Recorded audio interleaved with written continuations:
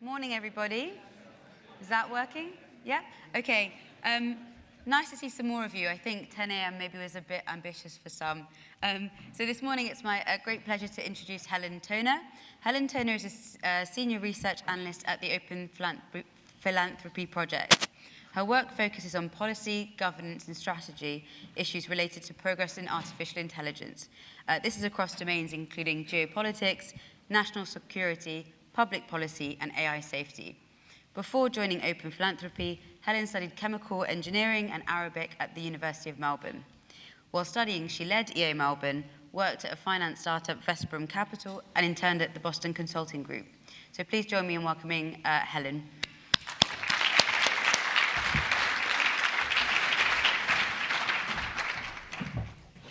Hi, my name's Helen. I work on policy and strategy at the Open Philanthropy Project. As you probably know, as well as work on criminal justice reform, farm animal welfare, funding scientific research, and some other things. Potential risks from advanced artificial intelligence is a major focus of ours, which is why I'm going to talk about it today. So I'm going to talk through how we're thinking about this space, some of the things we've done so far, some of the things we think we've learned, and also close with some thoughts on how you can get involved in this area if that's something that you're interested in. I'm going to assume that you're basically familiar with the Open Philanthropy Project, with the basic case for AI as an effective altruism cause area, but I'd be really happy to talk over any of the more basic aspects of this at office hours, if you'd like. So I'll be doing office hours at 1 p.m. in the senior common room, so feel free to come and find me there. Just before I get started on these things, I wanted to briefly touch on how I decided that artificial intelligence is what I wanted to focus on in my work. I think it can sometimes seem like people in the EA community have always thought what they thought, but it seems valuable to me to tell stories of people changing their mind, because I think that does actually happen quite a lot, and I think it's a really, really important part of the effective altruism community. So my story is that I was at university. I was actually planning on a career in aid and development, and then I came across effective altruism. I made friends with the two organizers of the EA Melbourne group, and they pretty soon started telling me about existential risk, artificial intelligence. I thought that they were firstly philosophically confused, and secondly just overenthusiastic science fiction nerds, and I told them so, which they took very well to their credit. But I didn't want to just dismiss them out of hand. I wanted to understand why they were wrong. So I read more moral philosophy than I had in my life, which wasn't hard because it had been zero up till that point. And I spent months debating with them about history, ethics, epistemology, all kinds of things. I don't want to rehash that whole discussion because it took several months, and I think there are better places for you to go and read about the basic case for thinking about existential risk or thinking of artificial intelligence as an EA cause area. But I thought it might be interesting to highlight a couple of ways of looking at it that were fairly important to me and that I don't always see represented in other places. So the first one of these is that looking back over history, it really seems like a small number of major transition points. So for example, the agricultural revolution or the industrial revolution were, had radically larger effects on how people live and on how civilization functions than on many of the smaller changes put together.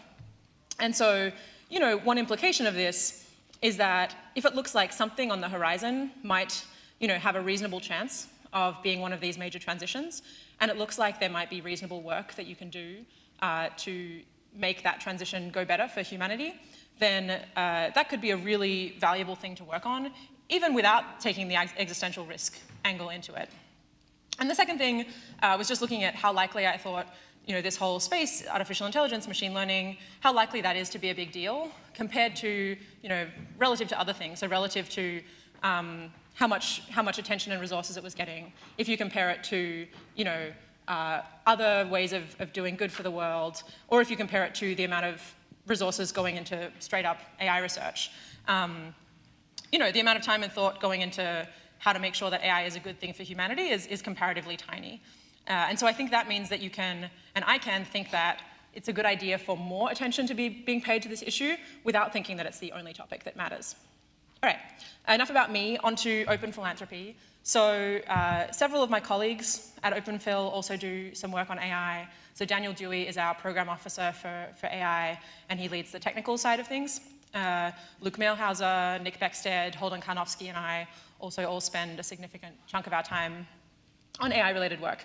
And the overall approach that we're taking to thinking about this space is based around the idea that it looks pretty plausible that in the next 10 or 20 years, something that we call transformative AI will be developed, which is a term we use to mean an AI system or AI systems that will have an effect on the world of roughly comparable magnitude to the Industrial Revolution. So this is obviously a somewhat vague term, and there are a bunch of different things that you could imagine transformative AI looking like.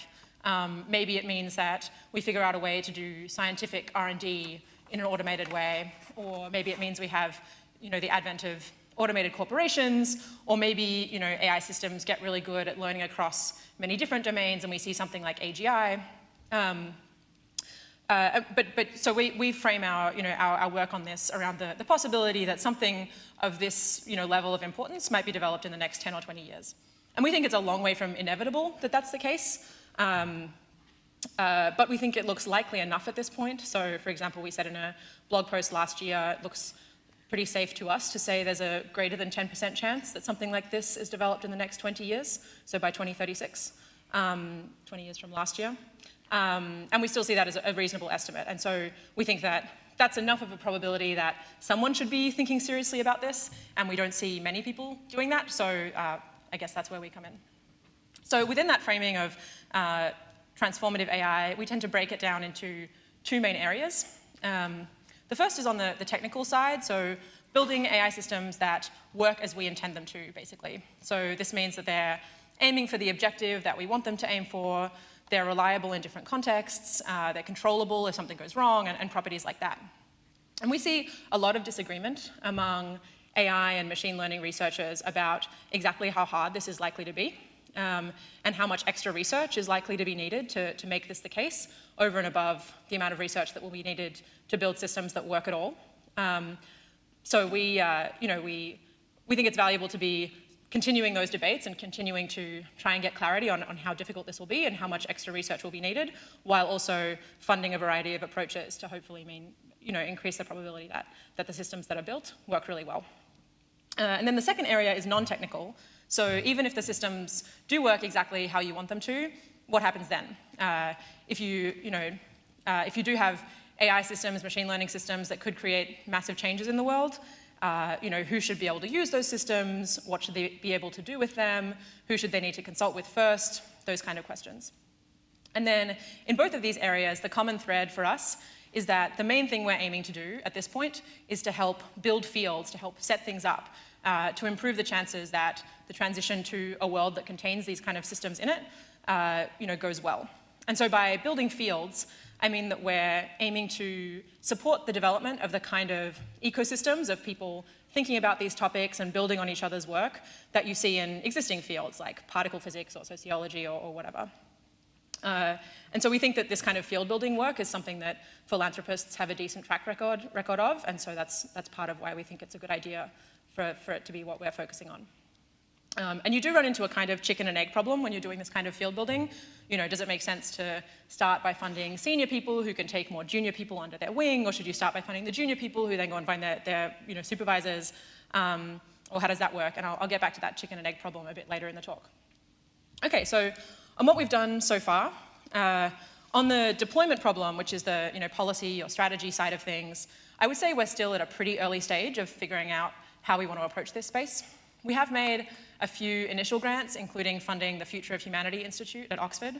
And we've had some conversations with people in government, academia, think tanks about how they're thinking about the space and how they want to approach it.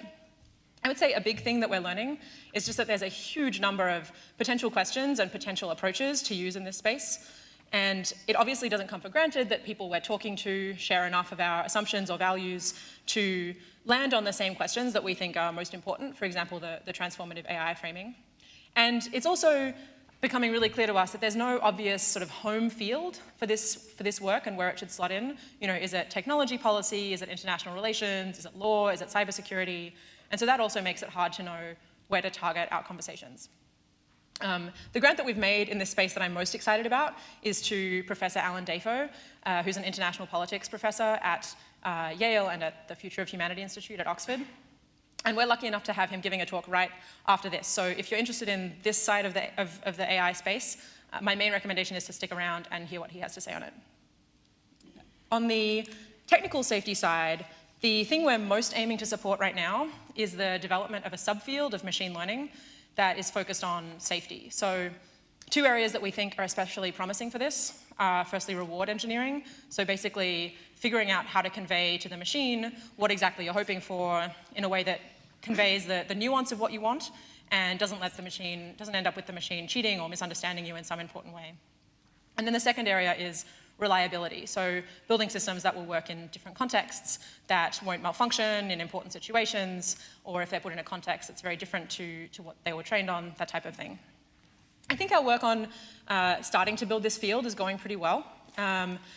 Our approach to solving the chicken and egg problem here has basically just been to fund everything at once that we can find, that we think is great. So we ran a closed request for proposals where we worked closely with professors at some top machine learning research groups and AI research groups to develop plans for them to do work on AI safety in their groups and develop those plans so that it was work on AI safety that we were excited about.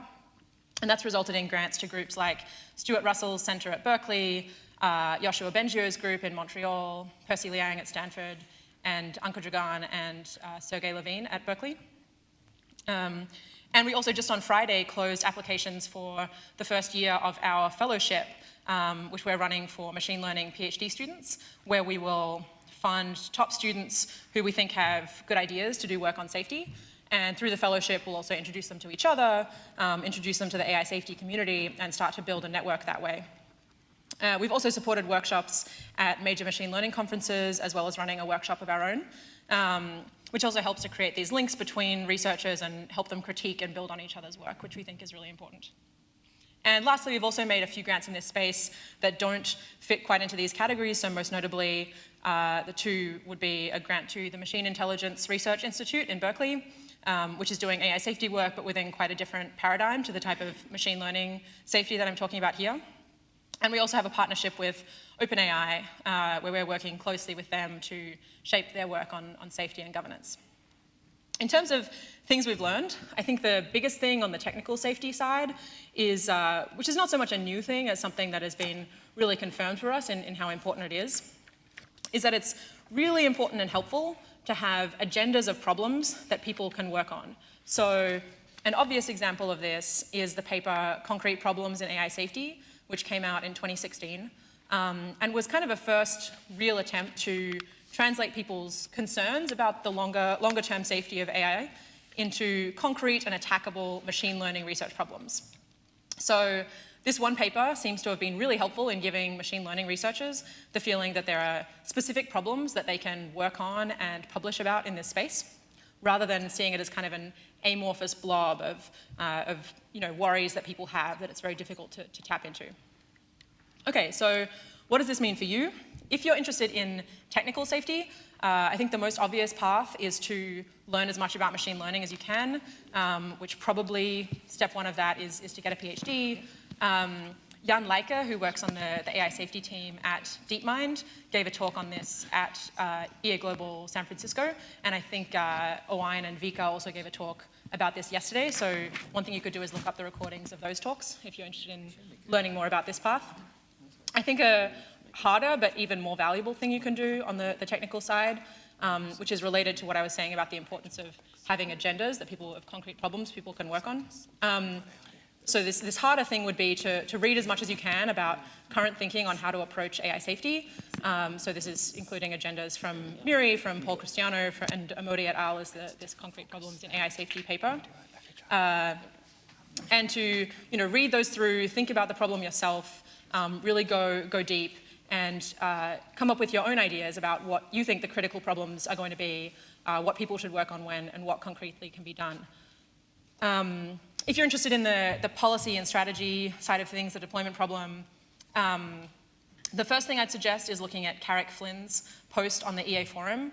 The upshot of the post is that he thinks the main type of research that's needed in this space right now is what he calls disentanglement research, which is, again, kind of similar to what I was saying about the importance of agendas. So disentanglement research, so-called, is taking this big, messy, vague set of problems, what might happen as more and more capable AI systems are developed, how should various actors respond to that, taking that big mess and trying to kind of slice it into more concrete and more manageable sub-areas. And I think this type of research is really difficult, and there's a relatively small number of people who can do it.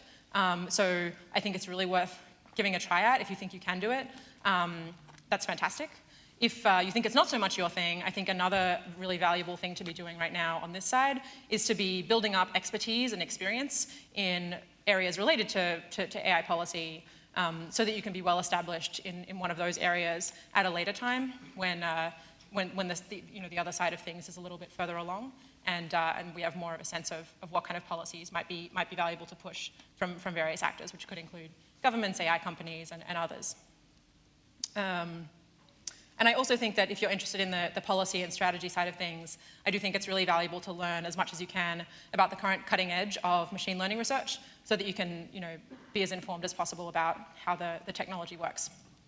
Okay, and then lastly, if you hear all this talk about AI and you think, oh, maybe I should work on that, but I'm just really, really excited about this other thing, then I think great, go do that instead. I think as much as I personally think that AI is a hugely important topic, I even more strongly think that the best version of the EA community is going to involve a wide range of people with deep expertise on a wide range of topics.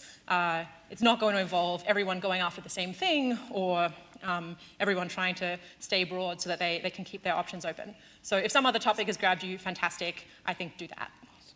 That's all I have to say. I think we have a bit of time for questions.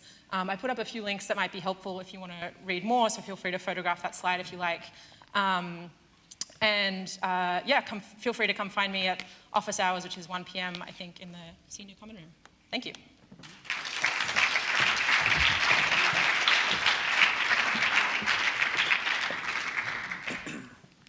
Yes, you can still submit questions at london.eaglobal.org/polls. Thanks very much, Helen. So you spoke about the different areas to work in AI, and specifically if you're sort of maybe at a younger point in your career when you can do a PhD. What about somebody who's perhaps sort of further along their career path? Yeah, I think it depends a little bit where you are in your career and what you have expertise in. I do think AI will be relevant for a wide range of different fields. So if you think there's potential overlap between the field that you're already in and AI, that could be a good angle to try and pivot towards. So a great example is Alan Dafoe, who's speaking next. His background is in international politics, which in fact AI is going to have a lot of relevance to that. So he's relatively later in his career relative to a sort of university student. He's started to learn a lot about these issues and sort of switched his focus to that. Or I think if you're in a totally unrelated area and you really care about AI, you could consider a switch, or kind of not, per my last comment about if you really care about something else, then it'd be fine to do that as well. Or I guess donate, right? If you haven't got a realistic chance of maybe sort of making an impact, then maybe donate. Yeah, absolutely. Yeah. Okay, so do you have any thoughts about the role of communication and outreach for AI safety? When we talk to people about this, is there anything to emphasize or de-emphasize? Strategically, where do we want the public to be? Yeah, I have lots of thoughts about this. I would be, again, happy to chat more at office hours. I think one really big thing is to be aware of this dynamic that's gone on where, the media likes to get clicks. That's their whole thing. And so we've seen this whole wave of articles talking about AI risk in terms of the Terminator, and in terms of robots with guns deciding that they hate humanity because they're evil and coming to kill everyone. So I think one thing to be really aware of when you're communicating about this topic to people who haven't heard much about it before is that their mind is immediately going to go to that, because that's the story that people have pushed. So I think it's important to I often take the approach of explicitly saying that's not what I mean, because it means that it sort of preempts the issue. And so I think it's important to be able to disambiguate the types of concerns that AI researchers actually have from this concern that the robots are going to wake up and come and kill everyone. So that's where we talk about badly specified objective functions, robustness, reliability, that kind of thing, which is more the sort of technical concern rather than angry robots with guns. Yeah, okay. So what single effort would you recommend a UK Member of Parliament to undertake right now to affect change on this issue? Gosh. If you could just give the solution, that would be great. Yeah. Figured it out, you guys. Yeah. A UK Member of Parliament.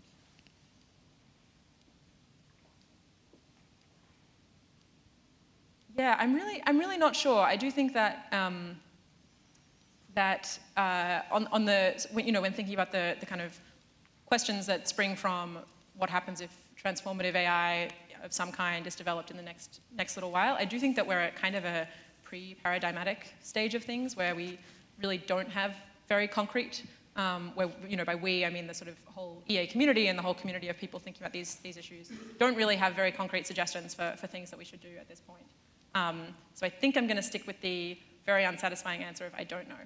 Yeah, seems fair.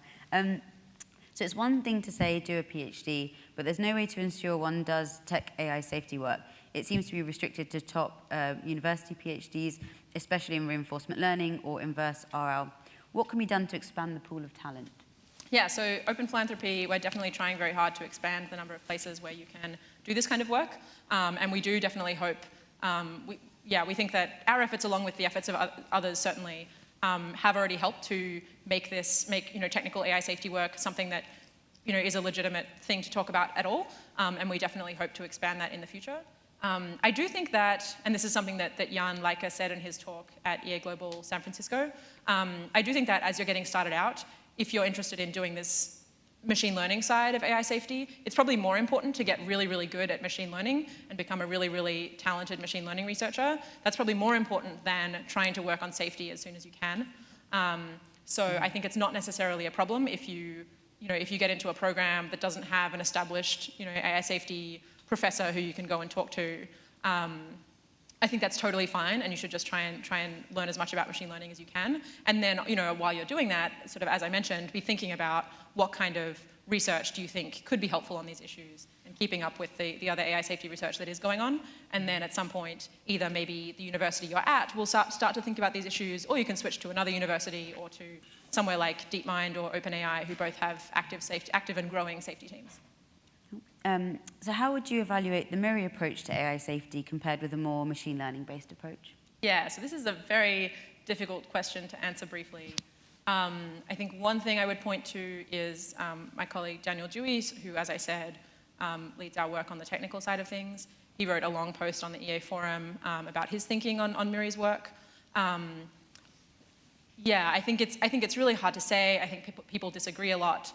I think, as I said, we're at the point right now where we are interested in funding different approaches, from different angles, from many different people who we think are, smart and thoughtful on these issues. And I certainly think that MIRI falls into that bucket. Yeah, that's a longer conversation. Happy to go into it at office hours. Okay, great. Thanks very much, Helen. Could you join me in thanking Helen for her time?